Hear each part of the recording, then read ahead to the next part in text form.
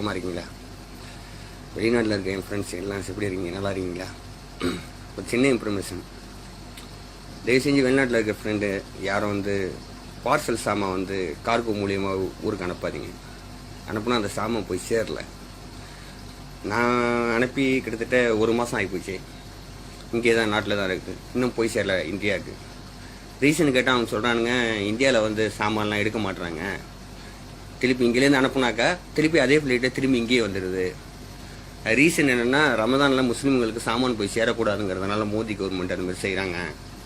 சாமான் எல்லாம் இந்த சாமானை இந்தியாவில் எடுக்கிறது இல்லை அப்படின்றாங்க. ஏன் இப்படி செய்கிறாங்கன்னு தெரியல. நாட்டில் வேலை இல்லாதானே நாங்களாம் வெளிநாட்டுக்கு வரோம். நாட்டில் நீங்கள் கொடுக்குற 5000 10,000 குடும்பம் பண்ண முடியாதுடா. வெங்காயம் கிலோ 100 ரூபா வைக்குது இந்தியாவில். எல்லா சாமானும் விலைவாசிடா. அங்கே நாட்டில் வேலை இல்லைடா. அதனால தானே இங்கே அடிமை வேலை பார்க்குறோம். இல்லைன்னா இங்கே தலையல் தர்றாங்க அடிமை வேலை பார்க்கணுன்னு. அரபிக்காரன் புள்ள 2 வயசு புள்ள வாடா போடான்னு கூப்பிடுறா. ஒவ்வொரு நாளும் வெளிநாட்டில் நாங்களாம் அழுகுறோம்டா. இங்கே சம்பாரிச்சு உங்களுக்கு வரி கட்டுறோம்டா. பல வகையில் வரி கட்டுறோம். பார்சல்னா என்னடா போடுறோம்? தங்கம் வெள்ளியடா போடுறோம். பிரிச்சு பாருங்கடா.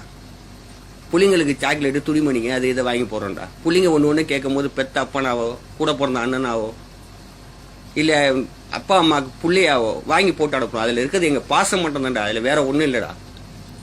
வெளிநாடுகள்லாம் நடந்து போகும்போதே எல்லாம் டெஸ்ட்டும் பண்ணுறானுங்கடா. ஸ்கேன் எடுத்து நீங்கள் ஸ்கேன் எடுங்கடா. உங்கள் நாட்டில் இந்தியாவில் எந்த சாமானும் இல்லையாடா. இந்த பார்சல் என்ன இருக்குது? தப்பு செய்யறவனை பிடிங்கடா, பிடிச்சி உள்ளர போடுங்க, தூக்கு தண்டனை கொடுங்கடா. தப்பு பண்ணாலும் எல்லாத்தையும் ஏன்டா தண்டிக்கிறீங்க? 1 மாதம் ஆகிப்போச்சு. சும்மா இல்லை, ஒரு கிலோவுக்கு 11 ரியால் 10 ரியால் 11 ரியால் வாங்குறானுங்க. ஊருக்கு காசுக்கு 200 ரூபா ஆகுது. அந்த 200 ரூபாய்க்கு ஊர்லேயே சாமான் வாங்கலாம். ஏன் நாங்கள் இங்கிலேருந்து அனுப்புகிறோம்? எங்கள் பிள்ளைங்க மேலே நாங்கள் வச்சிருக்க பாசம்டா. தயவு செஞ்சு சொல்கிறேன், யாரும் பார்சல் கரிசல் போடாதீங்க, கார்கோ போடாதீங்க. போட்டால் உங்கள் சாமான் போய் சேராது, இங்கே தான் இருக்கும். வீணாக தான் போகும். உங்கள் பணம் வீணாக போகும்.